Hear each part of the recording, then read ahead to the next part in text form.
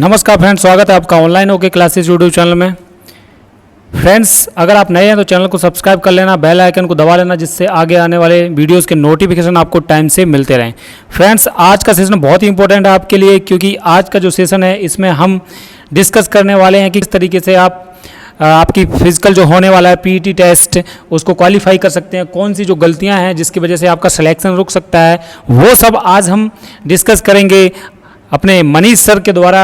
इनसे आज आपको बहुत कुछ सीखने को मिलेगा और जो आपके मन में कन्फ्यूजन चल रहे हैं उनको आज ये पूरी तरीके से ख़त्म करने वाले हैं। मतलब आपके जो भी डाउट हैं, आपके क्वेश्चंस हैं, वो उनको आज क्लियर कर देंगे। कल जो आपकी रणनीति रहेगी, मतलब कि 20 तारीख से, जैसा कि आपको पता है कि 20 सितंबर से आपका एग्ज़ाम 24 तक चलने वाला है, तो कल से 20 तारीख से जिनका पीईटी है आराकोनम में, आरटीसी आराकोनम में, और जिनका 21, 22, 23, 24 तक है, वो सारे लोगों को ये वीडियो बहुत ही ध्यान से सुनना चाहिए और सर के द्वारा बताई गई चीज़ों को अमल में लाना चाहिए। ठीक है, चलिए मनीष सर से बात करते हैं। आपको बताएंगे किस तरीके से पीईटी को आप क्वालिफाई करेंगे और किन चीज़ों पे आप खासकर ध्यान रखेंगे। Thank you sir. सबसे पहले मैं आपके सारे व्यूअर्स को आपके चैनल ऑनलाइन ओके क्लासेस पर स्वागत करता हूं। मैं मनीष कुमार सिंह आपके सामने हूं इस चैनल के माध्यम से। तो मैं आपको बताना चाहूँगा, आप इस रनिंग को लेके ज़्यादा प्रेशर में ना आए, क्योंकि आप समय भी नहीं है। अगर आपने मेहनत किया है तो आप ज़रूर सफल होंगे। बस थोड़ा ध्यान रखना है कि आप जब भी यहाँ पहुँचेंगे, आपका रनिंग आराकोनम में है, और यहाँ जब पहुँचेंगे तो आप एक अच्छा सा होटल लेकर रहें। थोड़ा खर्च तो होगा, लेकिन अच्छा जगह पे रहे ताकि आप रात में अच्छी तरह से सो सके, और अच्छा डाइट प्लान करें। रात में हेल्दी फूड खाएं, ज़्यादा कुछ स्पाइसी चीज़ नहीं खाएं। ज़्यादा लोग जो है कुछ नॉनवेज वगैरह ले लेते हैं, तो ये सब लेने से बचें एक दिन के लिए, और हेल्दी फूड लें और अच्छा स्लीप साउंड, अच्छा नींद लें। और अच्छी नींद आएगी तो सुबह आप आराम से, कोई ज़्यादा परेशान होने वाली बात है नहीं। आप 5-6 घंटे की भी नींद ले लेते हैं तो कोई परेशानी की बात नहीं है। आप जब सुबह उठेंगे तो फ्रेश होएं। फ्रेश होने के बाद आप सिर्फ बिस्किट और 2 केले, 2 से ज़्यादा केला मत खाएं। आप 2 केला या अन्य कोई फ्रूट, ड्राई फ्रूट, ये ले सकते हैं हल्का, बाकी खाना मत खाइएगा। और जितना जल्दी से जल्दी हो सके आप गेट पे पहुंचने का कोशिश कीजिएगा, क्योंकि आपका टाइम मेरे ख्याल से 6:30 बजे का दिया गया है रिपोर्टिंग टाइम। तो आप जितना पहले पहुंचेंगे उतना पहले आपकी एंट्री हो जाएगी। तो आप 6:30 बजे मान के नहीं चलें, आप 5:30 से 6 के बीच। हालांकि 5:30 बजे तो यहाँ अंधेरा रहता है, लेकिन लेटेस्ट आप 6 बजे तक गेट पे अब जरूर पहुँच जाएँ, वहाँ से आपकी एंट्री हो जाएगी। और आप जितना जल्दी पहुँचेंगे उतना जल्दी आपकी रनिंग शुरू होगी। तो जब आप गेट पे पहुंचेंगे तो वहाँ एंट्री होने के बाद आपका वहीं पे फिंगरप्रिंट लगेगा। वहाँ से एंट्री होने के बाद आपको ग्राउंड तक अमूमन बस में ही लाते हैं, बस में बैठा के लाया जाएगा। फिर वहाँ चेस्ट नंबर अलॉट होगा। फिर तो इस तरह से जो है सो फर्स्ट बैच में ही आपको आते ही सारी प्रक्रिया बहुत तेज होती है सुबह की, तो आपको दौड़ा दिया जाएगा। तो फ्रेंड्स, मैं आपको बता दूं कि सबसे पहला काम तो आपका रनिंग ही होगा। जितना एनी फास्ट जो है सो रनिंग ही हो जाएगा, उसके बाद बाकी प्रक्रिया चलती रहेगी। आप जब ग्राउंड में पहुंचते हैं तो विशेष पानी कम से कम पिएं, जितना बस प्यास बुझाने भर पानी पिएं। पानी का बिल्कुल ध्यान रखिएगा, अगर पानी आप ज़्यादा पी लेंगे तो पेट में दर्द होगा।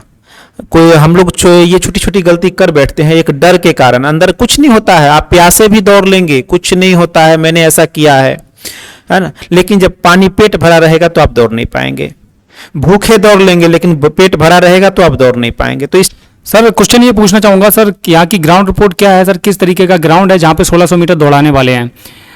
बच्चों के ये सवाल हैं कि मतलब कहाँ पे चढ़ाई है, कितनी चढ़ाई है, बहुत सारे डाउट हैं।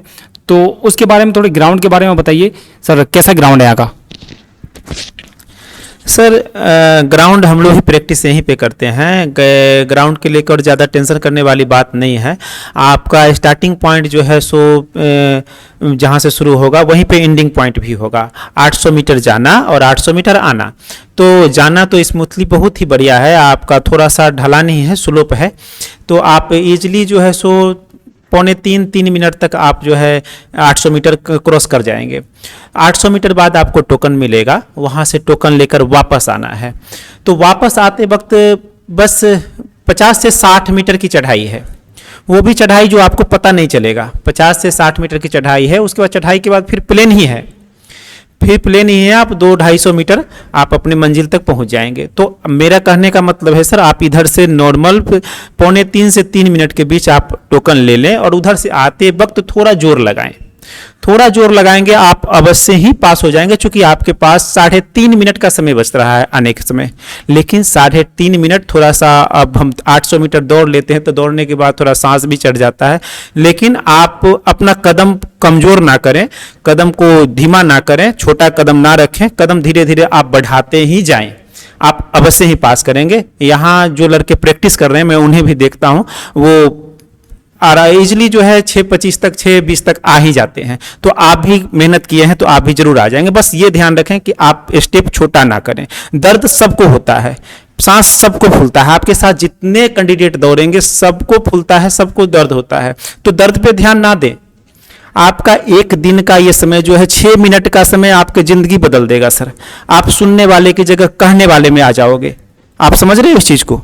आप कहने वाले बन जाओगे सर। ये 6 मिनट का रनिंग करके सर आप 15 साल 20 साल आगे निकल रहे हो सर। इसलिए आप बिल्कुल आप अपने दर्द पे तो ध्यान ही मत देना, ये चीज मैं कहना चाहूंगा सर। दर्द पे बिल्कुल ध्यान मत देना, सबको होता है दर्द। आप ध्यान दोगे तो और ज़्यादा मुश्किल पड़ेगी, इसलिए आप मुश्किल पर ध्यान मत देना। फ्रेंड्स, जब आप टोकन लेकर वापस लौटेंगे तो मैंने आपको पहले भी बताया कि आप धीरे धीरे स्टेप बढ़ाते जाएं और बिल्कुल नीचे तो देखें नहीं। आप जब नीचे देखेंगे तभी आपको चढ़ाई नजर आएगा। इसलिए आपका नज़र सीधे आपकी मंजिल पर होना चाहिए। चढ़ाई नहीं है, न के बराबर है, इस बात को दिमाग से निकाल दें कि चढ़ाई है 30-40 मीटर, कोई ज़्यादा नहीं है, एक स्टेप के बराबर है। आप इजीली क्रॉस कर जाएंगे। आप मंजिल पर ध्यान दें और आगे बढ़ते रहें, स्टेप लंबा करते रहें। आते समय जितना स्टेप लंबा करेंगे आपका मंजिल उतना छोटा होता जाएगा और आप इजीली अपने मंजिल तक पहुंच जाएंगे। फ्रेंड्स, मैं आशा करता हूं कि आप लोग जरूर इसको अपने जुनून के साथ पार करेंगे। आपका ये 6 मिनट आपका 20 साल सर्विस कम कर देगा सर। थैंक यू सर, बहुत अच्छे से आपने एक्सप्लेन किया है। सर, पूछना चाहूँगा कि जैसे 1600 मीटर रनिंग हो जाएगी, उसके बाद कौन से इवेंट्स होंगे और उन इवेंट्स में क्या क्या हमको ध्यान रखना है? जैसे फाउल के क्या रूल्स हैं? कई लोगों को फाउल्स के रूल पता नहीं है, तो वो रूल्स के बारे में थोड़ा सा डिस्क्राइब कीजिए, जिससे कि जिनका कल फिजिकल है उनको हेल्प मिल सके सर। तो ये 1600 मीटर रनिंग के बाद 100 मीटर की रनिंग हुआ था। तो 100 मीटर में ये रनिंग आपको ग्राउंड में कराया जाएगा, न कि रोड पे है। इसके लिए ग्राउंड तैयार किया गया है।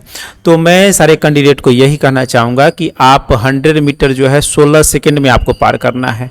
एक एक सेकंड बहुत ही कीमती होता है वहाँ पे। तो आप बिल्कुल वो जितना लंबा स्टेप हो सके लंबा स्टेप लेके चलें, गिरने से बचें, पूरा एफर्ट लगाएं, 100% अपना एफर्ट दें, गिरने से बचें, ये चीज़ ध्यान रखिएगा। और अपनी सीधाई में ही दौड़ें, अपनी सीध में ही दौड़ें, आप निश्चित पार करेंगे सर। रनिंग के बाद आपको हाई जंप कराया जाएगा। तो हाई जंप तो इजीली मोस्टली लड़के पार कर ही जाते हैं। आगे प्रैक्टिस किए हैं तो पार कर ही जाएंगे। हाई जंप कोई ज़्यादा डिफ़िकल्ट नहीं है। थोड़ा ये कोशिश करिएगा कि आपका पैंट जो है सो शॉर्ट्स पैंट खरीदिएगा, लूज पैंट खरीदिएगा, ताकि आपका पैर जो है आसानी से खुल सके, ऊपर उठ सके, कोई टच ना हो, डंडे में टच ना हो कोई भी पार्ट्स आपके पैंट्स का या पैर का, ये चीज़ ध्यान रखिएगा। बाकी आप इजली 3.25 फीट कोई ज़्यादा नहीं है, आप इजली पास कर जाएंगे सर। सर, कहना ये चाह रहे हैं कि आप मतलब लॉन्ग जो पैंट है थोड़ा सा लूज रहेगा तो उससे मतलब डंडे में टच होने का चांसेस रहता है ना सर, तो उससे डंडा गिर सकता है। ठीक है, तो टाइट कुछ शॉर्ट्स पहन लीजिएगा जिससे कि हाई जंप में आपको आसानी हो। उसके बाद सर शायद लॉन्ग जंप होगा, और हाँ, और लॉन्ग जंप के बाद डिस्क थ्रो होगा, वो फेंकने वाला। उसमें तो सभी कोई प्रॉब्लम नहीं होती सर, इवन कोई भी फेल नहीं होता उसमें, सिंगल बंदा भी। और 100 मीटर में जैसा कि सर ने बताया कि मतलब गिरना नहीं है, ये चीज़ ध्यान रखना है, बाकी आराम से इजीली हो जाएगा। सर के थोड़ा बताइए कि फाउल्स रूल क्या होते हैं? जैसे लाइन खींची हुई है, उसमें टच कहाँ करना है, किस तरीके से फाउल होते हैं, कैसे उससे बच सकते हैं सर प्लीज़? सर टच तो कहीं नहीं करना है। जो लॉन्ग जंप के लिए जो मैं बताना चाहूँगा कि लॉन्ग जंप के लिए 2 लाइनें जो खींची होती है वो लाइन से ही 12 फीट के अंदर ही वो दोनों लाइन होते हैं। तो आपको लाइन पे बिल्कुल आपका उंगली नहीं पड़ना चाहिए, ना तो इधर से कूदते समय ना उधर ही कूदने के बाद। आप कूदने के बाद अगर गिर भी गए, गिर के अगर आपका हाथ भी टच हो गया तो आप फॉल माना जाएगा। इसलिए इस चीज़ का ध्यान रखिएगा, कूदने के बाद आप आगे की ओर गिरे ना कि पीछे की ओर। और कूदने से पहले आपका लाइन बिल्कुल टच नहीं होना चाहिए सर, 3 चांस ही मिलता है। और थोड़ा सा पीछे से ही आप ये काम कीजिएगा कि जिनको अगर फॉल होता है बार बार प्रैक्टिस के बाद भी, मेरा भी होता था, प्रैक्टिस के दौरान भी फॉल होता था, मैं बहुत कोशिश किया इससे बचने का, लेकिन कोशिश करते करते फिर मैं बचा इससे।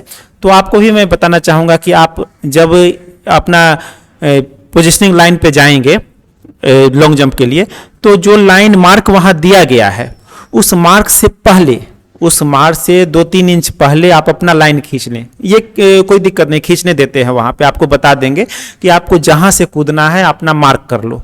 तो आप अपने जूते से, पैर के निशान से, खाली पैर अगर कूद रहे हैं, आपको जो कंफर्टेबल लगे वैसा कीजिएगा। कोई यहाँ बॉन्ड नहीं है कि आप जूता पहन के कूदें या खाली पैर कूदें, तो जैसा कंफर्टेबल हो आप कर सकते हैं। तो मैं कहना चाहूँगा कि आप पहले जो है अपना मार्क कर लें, वो जो लाइन 12 फीट पे जो लाइन लगा हुआ है उसके पहले आप एक मार्क लगा लें और आप उस मार्क को ध्यान रख के कूदें, तो आपका फॉल नहीं होगा।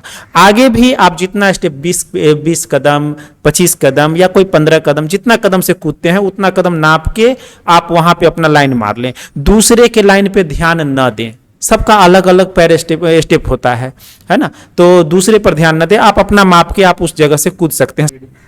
और फ्रेंड एक बात और बताना चाहूँगा कि आप अगर कभी कभी ऐसा होता है कि आप दौड़ते हुए आते हैं और लगता है कि आपका स्टेप सही नहीं बन रहा है, तो आप आगे लाइन क्रॉस ना करें, आप वहीं रुक जाएं और वहाँ से वापस आए, तो आपका ये चांस बचा रहेगा। अगर आप लाइन क्रॉस कर जाते हैं तो आपका चांस चला गया। इस चीज़ का बिल्कुल ध्यान रखिएगा, क्योंकि ज़्यादातर ऐसा हो जाता है। हाँ, स्टेप सही स्टेप नहीं बन पाता है और हम जो है वहाँ जाके लड़खड़ा जाते हैं, हम हेजिटेट हो जाते हैं, आगे बढ़ जाते हैं, तो आपका चांस चला जाएगा। इस चीज़ का ध्यान रखिएगा। एक क्वेश्चन और था, कुछ काफ़ी लोगों को डाउट था कि यहाँ पे डॉक्यूमेंट्स वेरिफिकेशन होता है क्या, और डॉक्यूमेंट्स में क्या क्या रिक्वायरमेंट रहता है, कितने फोटोग्राफ और क्या चीज़ें हैं, इनके बारे में थोड़ा सा एक्सप्लेन कीजिए सर। सर डॉक्यूमेंट्स का तो डॉक्यूमेंट्स वेरिफिकेशन के लिए तो आपको बुलाया ही गया है यहाँ पे। पीएचडी के बाद आपका डॉक्यूमेंट वेरिफिकेशन होगा। तो जो आपने फॉर्म भरते समय जो जो डॉक्यूमेंट लगाए होंगे या जो डॉक्यूमेंट आपने फॉर्म भरते समय नहीं भी लगाते हैं, तो बीच बीच में रिमाइंडर के तौर पे आपको ये भेजा जाता है, यूनिट में भेजा गया होगा। तो उस प्रकार के जो डॉक्यूमेंट मांगे गए होंगे वो डॉक्यूमेंट आप लेकर आएँ। थैंक यू सर एक्सप्लेन करने के लिए। अभी सर ये बताइए कि डाइट प्लान थोड़ा कुछ, जैसे सुबह के टाइम में क्या खाया जाए, या फिर यहाँ पे कुछ सामान अवेलेबल रहता है नाश्ते वगैरह के लिए, वो क्या अरेंजमेंट है यहाँ उस तरीके का, उसके बारे में थोड़ा सा बताइए सर। फ्रेंड्स मैं आपको बताना चाहूँगा कि यहाँ पे तो आप यहाँ के भरोसे सोच के मत आइएगा, क्योंकि यहाँ गेट के बाहर कुछ नहीं मिलता है। आप जहाँ ठहरेंगे आरकोनम में, चेन्नई में, वहीं से अपने अरेंजमेंट पे आप बिस्किट, फ्रूट जो भी लेना होगा आप रख लीजिएगा, जूस रख लीजिएगा, क्योंकि आपको सारे इवेंट होने के बाद, जो फिर पीटी का इवेंट है उसको होने के बाद आपको समय दिया जाएगा नाश्ता करने के लिए, पानी पीने के लिए, फिर उसके बाद आपको डॉक्यूमेंटेशन के लिए ले जाया जाएगा। बहुत ही अच्छी तरीके से सर ने बताया है अभी आपको, क्योंकि सर को यहाँ के ग्राउंड के बारे में सब कुछ पता है, उन्होंने एक्सप्लेन किया क्या आपको ध्यान रखना चाहिए। बेसिकली सबसे जो मेन आपका पीईटी का पार्ट है वो 1600 मीटर रनिंग है, क्योंकि इसका रिकॉर्ड देखें तो 40% लोग भारी हो जाते हैं, तो इसलिए इसमें क्या माइंड सेट सर ने बताया कि बहुत अच्छा रखना पड़ता है। कई बार आपका मन करेगा रुक जाए, तो रुकना नहीं है। ये समझ लेना कि आपके 20 साल और 6 मिनट है, 6 मिनट में आज तक आपको ज़्यादा नुकसान नहीं होगा। आज तक 6 मिनट में आपको एक जान लगा ही देनी है, और इस तरीके से आपको, तो सर ने बहुत अच्छी तरीके से आपको ब्रीफ किया और जो जो चीज़ें बताई हैं उनको ध्यान रखना है। सर थोड़ा ऑनलाइन होके क्लासेस के बारे में थोड़े व्यूअर्स को सब्सक्राइब करने के लिए मोटिवेट कीजिए please sir. Thank you sir. मैं भी जब अपनी तैयारी कर रहा था तो तैयारी के दौरान आपका क्लास में रेगुलर देख रहा था और आपके मैं टेलीग्राम चैनल से भी जुड़ा हुआ था। मुझे काफ़ी सहायता मिला इससे, और आप भी कर सकते हैं। अपने जो आने वाले जो फ्रेंड्स हैं जो इसके बाद जो एग्ज़ाम देंगे उनको ज़रूर ये चैनल शेयर करें, टेलीग्राम से भी जुड़ने के लिए उन्हें बताएं, ज़रूर फ़ायदा मिलेगा। और आगे भी हम लोग इस तरह के मोटिवेशनल वीडियो और एजुकेशन वीडियो भी डालते रहेंगे। सर, मैं जाते जाते अपने व्यूअर्स को एक बात कहना चाहूँगा। मंजिलें उन्हीं को मिलती है जिनके सपनों में जान होती है। मंजिलें उन्हीं को मिलती है जिनके सपनों में जान होती है। पंखों से कुछ नहीं होता, हौसलों में उड़ान होती है। फ्रेंड्स, आप जरूर पास करेंगे। आपने मेहनत किया है तो आप जरूर पास करेंगे। हमारी दुआ और आपका मेहनत आपके साथ है। जय हिंद, जय भारत।